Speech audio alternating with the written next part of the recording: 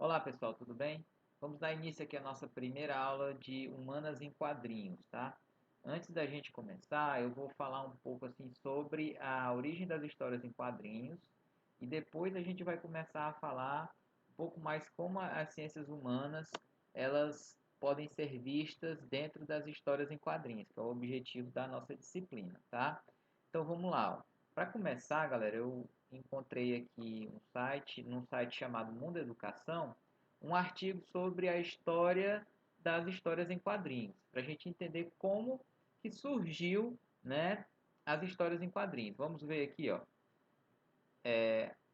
A história em quadrinhos nasceu como gênero em 1895, com a publicação da primeira tirinha que convencionou a linguagem das HQs, tal como conhecemos hoje.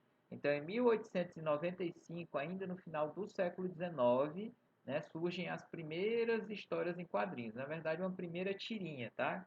Ele vai detalhar aqui qual foi, ó. Você conhece a história das histórias em quadrinhos?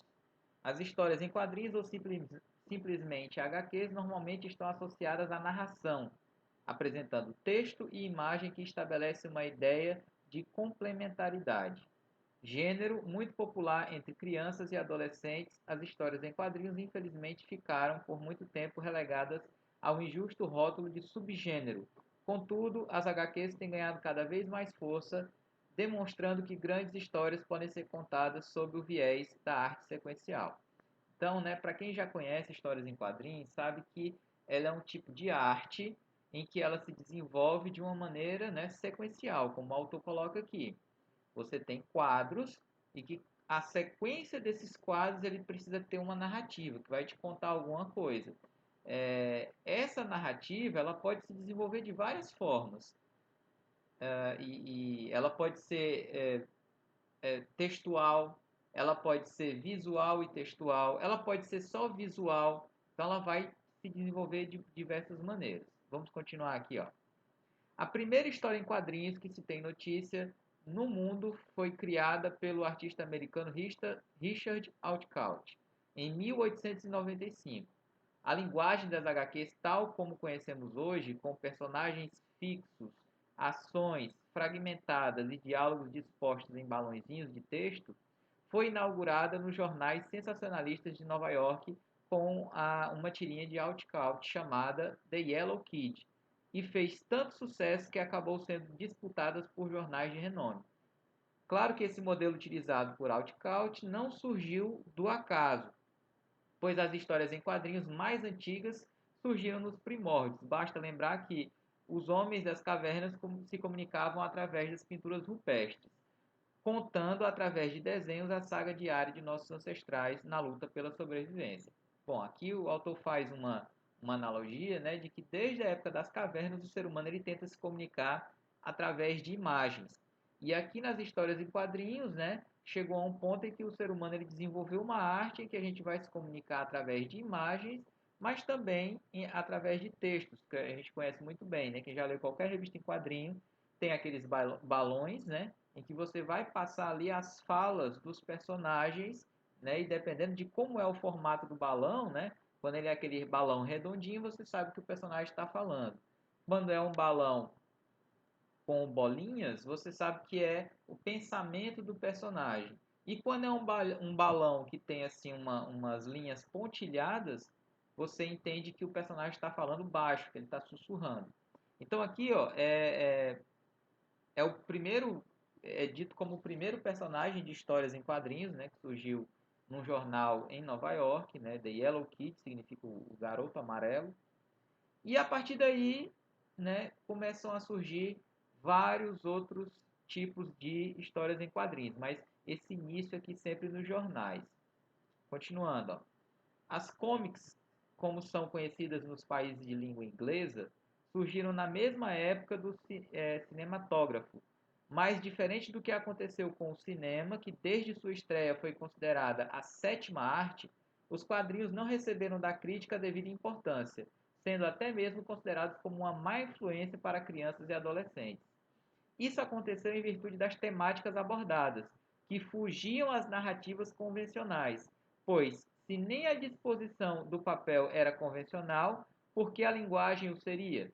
Essa inovação provocou grande estranhamento e as impressões iniciais sobre as HQs transportaram a arte sequencial para o submundo das artes, onde permaneceu até a década de 1960, quando invadiu o universo acadêmico e ganhou a simpatia de estudantes e professores. Então, quando ela surge, ela fica relegada aí a um papel subgênero, né, da arte, e só depois, algumas décadas depois, é que ela vai começar a ter uma devida importância, tá? A gente vai ver mais para frente que as HQs elas vão ganhar muita importância quando surgirem as HQs de super-heróis, tá? As HQs de super-heróis, quando elas surgirem, elas vão ganhar uma importância muito grande. Ela vai criar ícones da cultura que, por exemplo, hoje o primeiro super-herói criado para as revistas em quadrinhos, que é o Superman, ele é um ícone da cultura. Não pode nem se dizer que é da cultura americana, é da cultura. Se você mostrar um desenho com aquele símbolo do super-homem em vários países do mundo, as pessoas vão reconhecer como símbolo daquele personagem. Então ela se tornou um símbolo da cultura, tá? Continuando, ó. As histórias em quadrinhos mais famosas são aquelas que retratam a vida de super-heróis eternizados na arte sequencial e transportadas para a linguagem cinematográfica, ganhando projeção internacional e povoando o imaginário de leitores do mundo inteiro. Galera, vocês precisam ter a noção de que hoje em dia muito das produções cinematográficas, né, cinema, séries de TV também, elas se baseiam em histórias em quadrinhos. Muitas delas a gente nem sabe que se baseiam em histórias em quadrinhos, tá? Claro, tem as mais famosas, né, que são aqueles heróis como Super-Homem, né, Homem-Aranha, esses todo mundo conhece. Mas tem outras HQs que estão, os roteiros que são criados para histórias em quadrinhos estão sendo utilizados hoje em dia para filmes. Finalmente, a indústria cultural ela descobriu que os quadrinhos são uma ótima fonte de histórias. Então, transportando essas histórias para outros meios de comunicação, tá? Aí, continuando aqui. Mas nem toda HQ fica restrita a narrar as peripécias de personagens dotados de superpoderes. Artistas como Marjane Strapp e Art Spiegelman utilizaram as histórias em quadrinhos para narrar suas histórias de vida. Persepolis, livro de Marjorie Satrap, publicado em 4 volumes, narra a infância da escritora iraniana durante a Revolução Islâmica. Já o livro Maus, do americano de origem judia Art Spiegelman, conta a história de seus pais, sobreviventes dos campos de concentração de Auschwitz durante a Segunda Guerra Mundial. Maus recebeu, em 1992, o primeiro prêmio Pulitzer destinado a um livro de história em quadrinhos. Então, galera, hoje em dia, o, o meio das HQs ela não está mais restrita apenas a super-heróis. É claro que a grande maioria da produção ela é de super-heróis, que é o que vende mais, porque atinge principalmente crianças e adolescentes, que são o público maior, que consome mais esse tipo de arte. Mas também existem as chamadas histórias adultas, como essas duas que foram citadas aqui.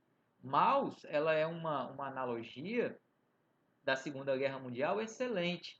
E o autor ele faz, né, uma espécie de uma fábula, porque os personagens eles são retratados de maneira como animais, tá? Os nazistas são retratados como gatos e as pessoas, os judeus, são retratados como ratos. E mostra ali toda aquela perseguição que foi feita naquele período. E isso é baseado nas vivências dele, nas vivências do pai dele que sobreviveu, né, ao campo de concentração. Então, aqui é uma HQ excelente para se estudar também história. Ok, galera? Só para a gente terminar aqui, né, deixar o crédito que esse aqui é um artigo, né, publicado pela Luana de Castro Alves Pérez. Nessa nossa primeira aula, galera, a gente vai tratar sobre como se dá a questão do preconceito também nas histórias em quadrinhos, tá? A gente acabou de ver que as histórias elas vão surgir no final do século XIX e durante esse primeiro momento das histórias em quadrinhos, a gente tem que entender também que todo tipo de arte ela acaba reproduzindo a cultura daquele período, tá? Então, a gente tem que entender que o racismo, se hoje ele ainda existe, ele ainda é um problema dentro da sociedade mundial atual. Imaginem há 100 anos atrás. A gente tem que entender que há 100 anos atrás, a maioria dos países tinham acabado de decretar, né, o fim da escravidão, abolir a escravidão. Então, tirar esse sentimento da sociedade de que o negro ele não era importante, que ele era um ser de segunda categoria, era algo muito difícil naquele período. E a gente precisa entender o que estava acontecendo ali, tá? Então, por isso que a gente vai dar uma olhada aqui agora em outro artigo, tá? Que a gente vai ver aqui no site Portal G10, que se chama Os Negros nas Histórias em Quadrinhos, tá? Vamos dar uma olhada aqui nesse artigo. E esse artigo aqui, ele é de Cláudio Roberto Basílio, certo? Foi tirado no HQ Mania. Vamos lá. A Era de Ouro, de 1934 a 1955, anseio, conceito, preconceitos, antes de começarmos a analisar o surgimento de personagens negros nos comic books, né, que é como são chamados as revistas em quadrinhos nos Estados Unidos, precisamos entender uma coisa que talvez muitos fãs desse tipo de arte nunca tenham percebido. Os quadrinhos, tal qual a literatura, cinema, música e outras expressões artísticas, são reflexos dos anseios, conceitos e até mesmo os preconceitos da sociedade que os produziram, certo? Aquela parte que eu acabei de comentar. Dito tudo isso, vamos dar uma boa olhada nesse período da história das histórias em quadrinhos, conhecido como Era de Ouro, e ver como surgiram os primeiros, né, ele coloca aqui o termo, nas páginas coloridas dos gibis. Em meados dos anos 30, os quadrinhos já eram bastante populares, inclusive sendo um fator decisivo para a maior ou menor venda da maioria dos jornais da América. Então, em muitos jornais na década de 1930, dependendo da tirinha de quadrinho que tinha ali dentro do jornal, conseguia vender mais ou não. Com o surgimento das comic books, a produção de quadrinhos atingiu nível industrial e sua popularidade junto à criançada alcançou patamares inimaginados pelos artistas, editores e proprietários das editoras e distribuidoras. Só que naquele momento específico da história americana, as relações raciais estavam bem longe de ser o que hoje chamaríamos de ideal. Ora, mesmo nos estados mais liberais como Nova York e Illinois, havia bairros específicos para negros, e até mesmo as tropas que lutavam na Segunda Guerra Mundial e as bandas de jazz eram completamente segregadas. Infelizmente, seja por preconceito ou talvez por medo de enfrentar setores mais conservadores da sociedade americana, foi com essa visão de mundo que os artistas e editores criaram os primeiros personagens negros nas histórias em quadrinhos. Galera, vocês precisam entender que nos Estados Unidos a segregação racial ela foi muito maior do que aqui no Brasil. Não estou querendo amenizar que aqui no Brasil não, a escravidão não foi tão forte ou alguma coisa do tipo. Ela foi muito forte, ela foi terrível, ela prejudicou demais os descendentes de escravos e ex-escravos aqui com o passar das décadas, tá? Mas nos Estados Unidos, essa segregação ela existia e ela continuou existindo por décadas e décadas depois do fim da escravidão, tá? Se vocês pararem para prestar atenção, por exemplo, vocês vão ver filmes e seriados americanos dos anos 90, dos anos 2000, dessa década que nós estamos, que essas produções elas costumam mostrar que locais americanos eles são bastante segregados. Lembrem, por exemplo, daquele seriado que a maioria de vocês gosta, que é o Todo Mundo Odeia o Chris. Ele mora num bairro, né, no Bronx, onde a maioria da população ali é negra. Porque lá nos Estados Unidos existem esse tipo de segregação. Existem estados onde tem uma concentração maior da população negra. Eles segregaram as pessoas em alguns locais, tá? E geralmente essas pessoas segregadas nesses locais, esses locais acabam se tornando os bairros mais pobres da sociedade americana, tá? Então isso era muito comum. Então ele coloca aqui bem claramente que mesmo em sociedades mais liberais, né, mesmo em cidades mais liberais, havia sim essa segregação. E há de se entender que essa segregação ela vai passar para os meios culturais. Então ele vai colocar aqui que banda de jazz, você vai ter aquela segregação, vai ter um só de negros, outras de pessoas brancas e assim por diante. E nas HQs não vai ser diferente. Vamos continuar aqui, ó. Em suas primeiras aparições, os negros estavam restritos basicamente a dois tipos de situações. Ou eles vão ser coadjuvantes, passageiros em histórias de personagens já estabelecidos, ou então atuavam como personagens fixos e humorísticos. Em ambas ficavam patentes os estereótipos daquilo que deveria, em tese, ser o homem negro: lábios grossos e caricaturados, péssimo uso da língua inglesa e inteligência no mínimo limitada. Vamos usar como exemplo da primeira situação uma das melhores histórias que o mestre Karl Barks criou para o Pato Donald. História essa conhecida no Brasil como Donald na África, tá? Que foi publicada originalmente em 1949. Nessa história, vemos Donald sendo envenenado por um zumbi africano chamado Corongo. No desespero pela sua iminente morte, o pato recebe a visita de seu parente mais próximo, o milionário tio Patinhas. Aí a gente tem aqui uma imagem dessa história. Tá? Patinhas conta então a origem do Corongo. Durante a juventude, o velho Sovina se aventurou pela África e expulsou de uma determinada região uma tribo que há séculos vivia no lugar. Há séculos vivia no lugar. Como vingança pelo crime, o feiticeiro da tribo ordenou que o tal zumbi de nome Corongo perseguisse o pato pão duro pelo mundo inteiro e o envenenasse com uma fórmula que 3 dias após a inoculação o encolheria ao tamanho de um inseto. Ora, como o Corongo era burro como uma porta, ele não percebeu que os anos se passaram e pensou que Donald, na flor da idade, era o mesmo pato que surrupiou as terras de sua tribo. Não restava outra opção a Donald e seus sobrinhos senão viajar para a África e pedir ao feiticeiro que desfizesse os efeitos da poção. Ao chegar ao continente negro, o nosso simpático herói se depara com habitantes locais caracterizados conforme todos os estereótipos citados acima e um pouco mais. Os nativos ou eram supersticiosos e covardes, ou então eram picaretas dispostos a faturar alguma grana em cima do homem civilizado. Devido ao seu conteúdo para lá de politicamente incorreto, Donald na África teve diversas de suas cenas alteradas ou simplesmente apagadas quando foi publicada ou republicada ao redor do mundo. Tanta polêmica fez o roteirista desenhista Keno Don Rosa admitir que por pouco não ignorou completamente Donald na África, quando resolveu criar em 1996 uma história que contasse a origem e a vida do tio Patinhas. Tá? A solução parcial que Dom Rosa deu para as situações constrangedoras mostradas na história foi atribuir a pilantragem que Patinhas cometeu contra a tribo africana a uma fraqueza momentânea de caráter do pato milionário.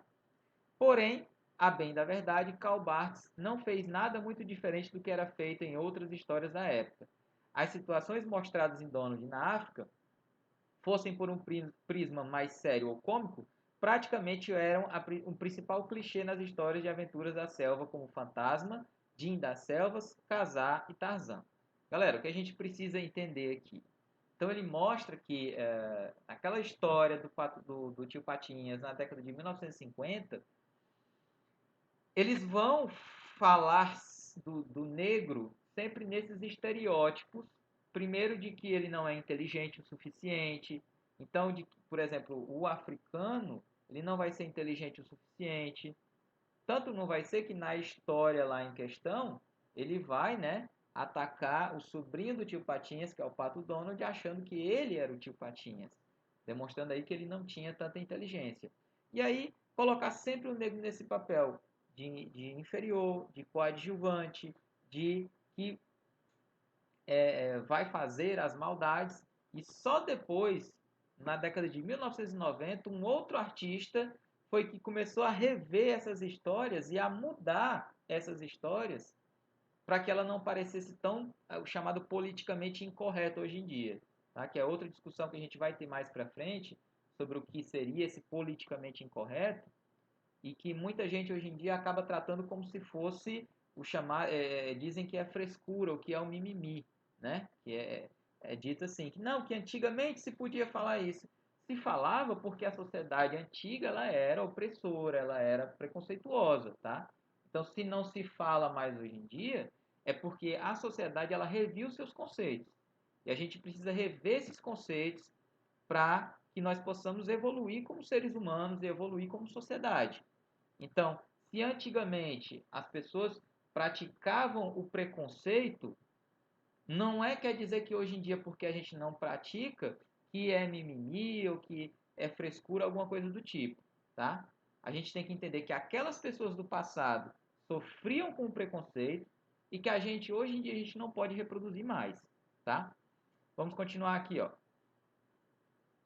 Acompanhe aqui comigo. Tais personagens geralmente eram colocados para fins humorísticos, e seus nomes invariavelmente carregavam grande, digamos assim, ironia em relação à própria cor da pele, tá? Aí vamos continuar.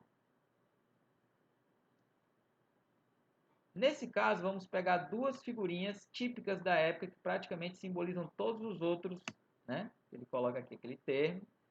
E Whitewash Jones e Ébano Branco. Whitewash, que foi o primeiro personagem negro de destaque na Marvel, fazia parte de uma equipe de jovens heróis chamada Young Allies. Equipe essa que tinha entre os seus membros os sidekicks. Sidekicks é um termo utilizado lá nos Estados Unidos, que é o cara que acompanha o super-herói. É o coadjuvante ali do super-herói. Então, você vai ter o Batman, né, o sidekick dele, né, é o Robin. E daí por diante. Aí ele diz, né, os sidekicks do Capitão América e Tocha Humana, respectivamente, Bucky e Centelha, e que teve vários de seus roteiros assinados pelo próprio Stan Lee, que é o criador da Marvel. Vestido como supostamente os manos do Harlem na época se vestiam, cabia ao Whitewash duas funções na equipe: ser salvo pelos poderosos parceiros juvenis e garantir as gargalhadas com seu jeito atrapalhado.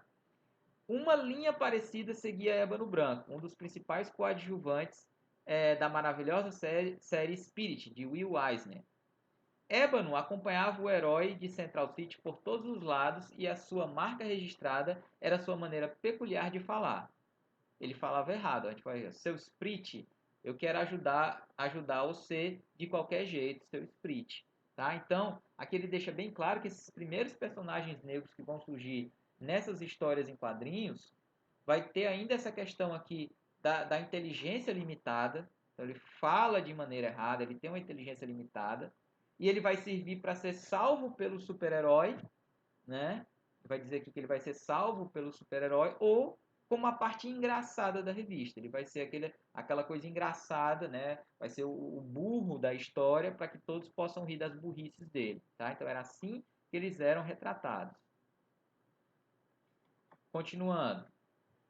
Mesmo sendo um dos personagens favoritos de Eisner, que chegou a criar algumas histórias solo para ele, o grande mestre admitiu anos depois que errou a mão quando criou o Ébano Branco e que o parceiro do Spirit foi elaborado dentro daquilo que era considerado engraçado nos anos 40. Porém, os personagens negros não apareciam somente como motivo de piadas. Continuando aqui, galera. Ocasionalmente, eles eram vistos em situações mais sérias. O primeiro personagem negro sério a obter sucesso e um dos mais longevos é Lothar, criado por Lee Falk para a série Mandrake, o Mágico. Aqui a gente tem uma imagem do Lothar.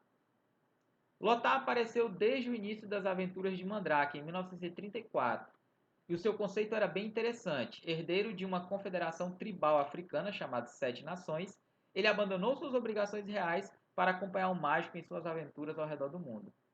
Apesar da sua suposta seriedade, Lothar ainda não fugia dos estereótipos com os quais os africanos eram caracterizados nos cómics.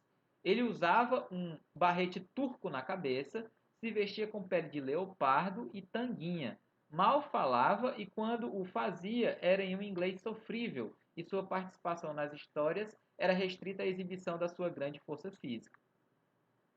A caracterização do príncipe africano só começou, digamos assim, a melhorar a partir de 1965. Então, o personagem que aparece em 34, só em 1965 vai ter algum tipo de mudança, com a entrada do desenhista Fred Fredericks na criação das histórias. A partir da chegada de Fredericks, o personagem deixou de ser um mero acompanhante parrudo de Mandrake para se tornar de fato e de direito um amigo e, entre aspas, igual do mágico, e sua herança e dignidade de herdeiro de um reino na África foram colocadas em primeiro plano nas histórias. Isso sem falar que o seu domínio de inglês melhorou substancialmente. Então, galera, a gente entende aqui, ó, que quando esse primeiro personagem sério a surgir nas histórias em quadrinhos, lembrando, né, eles colocavam o negro sempre como personagem cômico, né, engraçado ou muito burro, né, para que essa burrice dele fizesse os leitores darem gargalhadas. E aí, aqui esse personagem ele vai surgir de uma maneira, então, olha só, o histórico dele é até interessante. Ele era um rei africano, descendente de reis africanos. E ele decide largar tudo para ser o acompanhante para carregar as malas do Mandrake, que era o super-herói branco, tá? Só depois de muito tempo é que os roteiristas vão tentar colocar ele como um amigo mesmo do cara e não como um ajudante do personagem principal. Então, o que a gente tem que entender aqui, galera, é que esses preconceitos raciais, eles passavam para a obra cultural, eles já estavam na sociedade, eles passavam para a obra cultural, tá? E o que a gente precisa entender é que é, tudo bem, para um garoto da época, um garoto branco da época ler uma história como essa, ele vai ter esse tipo de sentimento de que o personagem negro ali, ele está cumprindo aquele papel que é o papel dele na sociedade. Agora imagine para um garoto negro que lê essas revistas, que lia essas revistas. Imagine como era o sentimento dele. Ele que lia a revista de um super-herói, quando você lê uma revista de um super-herói, e quando você é criança, você quer se identificar com o super-herói, e não com aquele ajudante que vai estar ali só para fazer os outros rirem, que vai ser um motivo de piada, tá? Então imaginem como era o sentimento, né, de crianças e adolescentes e do público negro tendo contato com esse tipo de conteúdo que era produzido na época. Continuando aqui, galera. É claro que os estereótipos citados acima incomodavam algumas pessoas, especialmente aquelas que militavam no incipiente movimento negro que começava a tomar forma nos Estados Unidos. Um desses incomodados era o jornalista Orrin C. Evans, tá? Então, incomodou esse jornalista aqui. Evans era membro militante da histórica organização NAACP, sigla para Associação Nacional pelo Progresso das Pessoas de Cor, e foi um dos primeiros afro-americanos a obter destaque na imprensa americana, sendo considerado, por isso até hoje, o patriarca dos jornalistas negros, além de todos os predicados citados. Evans tinha uma qualidade ainda mais rara naqueles tempos. Ele acreditava firmemente no potencial educativo dos quadrinhos. Isso quando essa forma de arte começava a ser responsabilizada por todos os males que acometiam a juventude americana. Acreditando que heróis negros podiam ser uma referência positiva para todas as crianças afro-americanas, Evans convocou diversos colegas cartunistas com quem trabalhou em vários jornais e juntos eles elaboraram aquele que seria a primeira revista em quadrinho étnico do mercado americano.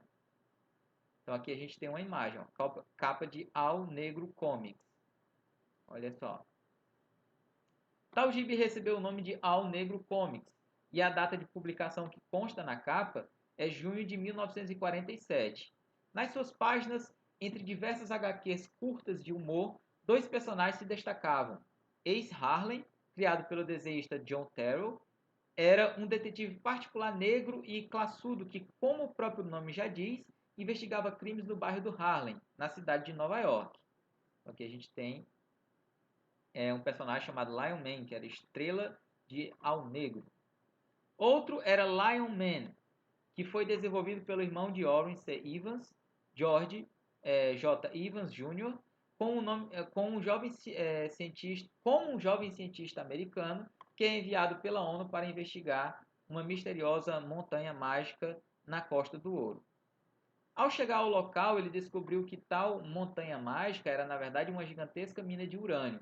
Decidido a proteger tal reserva da mão dos criminosos, ele decide permanecer no local.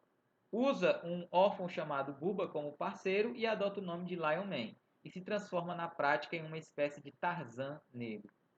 Apesar das histórias até serem boas para o padrão da época, problemas como fornecedores de papel fizeram com que somente a edição número 1 de Ao Negro Comics fosse publicada.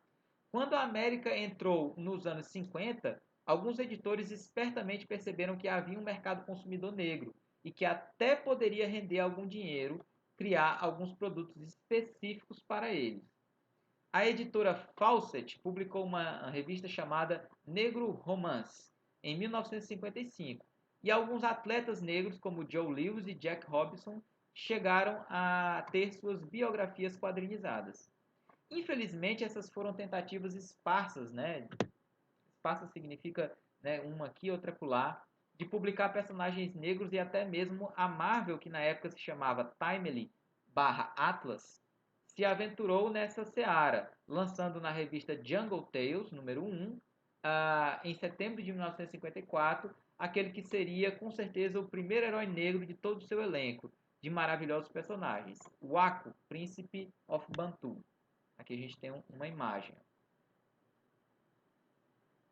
Em suas histórias que supostamente se passam entre o final do século XIX e início do século XX, o Waco é retratado como um príncipe herdeiro de uma tribo de etnia Bantu e que é obrigado por seu pai, que estava no leito de morte, a fazer um juramento de não violência. Posteriormente, o Waco é forçado a quebrar esse juramento quando o seu rival pela liderança da tribo Mabu se alia a caçadores brancos e escraviza todo o povo banto. Após a quebra de promessa, o espírito de seu pai surge e desobriga do juramento de não violência. E aí o Ako se torna de fato o rei dos Bantu. O Ako, príncipe de Bantu, teve pouquíssimas histórias publicadas e não foi possível determinar quem foram os seus criadores. E até hoje o personagem se encontra no limbo dos quadrinhos, ou seja, ele não foi mais publicado. Aí ele coloca aqui, o autor coloca aqui, né? Quem sabe algum dia alguém resgata esse personagem, não é? Ao ler esse artigo sobre a representação dos negros nos quadrinhos da Era de Ouro, não devemos chegar à conclusão óbvia que artistas como Stan Lee, Eisner, Falk e Barks eram membros de carteirinha da Ku Klux Klan, apenas por causa dos personagens estereotipados que o criaram. Aí ele coloca aqui, ó, muito longe disso. Tanto eles quanto a maioria dos personagens dentro da indústria dos quadrinhos até que tinham posições políticas liberais. Só que eles eram homens dos anos 40 que viviam nos anos 40 e eles mesmos sentiam na pele o preconceito, seja pela origem judaica, como no caso do Eisner, seja por trabalhar em uma forma de entretenimento que supostamente corrompia menores. E aí, galera, para a gente terminar essa parte aqui essa primeira aula sobre o racismo nos quadrinhos, esses caras aqui que ele citou, que são importantíssimos para a história dos quadrinhos, que é o Will Eisner e o Stan Lee, eles tinham origem judaica, tá? E eles sabiam muito bem o que era preconceito. Basta vocês lembrarem de que na Segunda Guerra Mundial, quem é que sofreu um preconceito racial muito grande? Judeus, tá? E eles vão tentar, sim, colocar coisas mais liberais para as revistas em quadrinhos, né, em relação a negros, a etnias que eram perseguidas. Só que você tem que entender que isso aqui a gente está falando de 1940, 1950. Então era uma sociedade extremamente preconceituosa. Então eles tinham que ter muito cuidado com o que eles colocassem. E além de tudo, as revistas ainda eram vistas naquele período como algo que corrompia os menores. Então, não vai ser nesse período, mas um pouco depois, vai ser criado nos Estados Unidos um negócio chamado Comics Code Authority, que vai ser uma censura nas revistas em quadrinhos, dizer o que pode e o que não pode ser publicado. Então, uma série de fatores de coisas eram censuradas, tá? Então, esses caras aqui, não quer dizer que eles eram racistas, eles eram apenas filhos de seu tempo. Eles eram homens dos anos de 1940, então eles levavam consigo e sabiam que tinham que produzir coisas que estavam na cultura naquele momento, mas eles vão tentar mudar isso de alguma maneira, tá? Galera, na próxima aula a gente vai continuar falando sobre esse racismo nas histórias em quadrinhos e vai mostrar como ele vai se desenvolver com o passar das décadas, tá? Lembrando, tá? Esse artigo aqui, galera, que a gente leu, eu tirei desse portal GLE10, tá? Que vocês encontram na internet. E ele é tirado aqui, ele foi feito por Cláudio Roberto Basílio, tá? No HQ Mania, tá certo? Pra gente dar os créditos de quem fez toda a pesquisa, tá bom? Então, galera, vamos continuar aqui com a nossa disciplina, tá?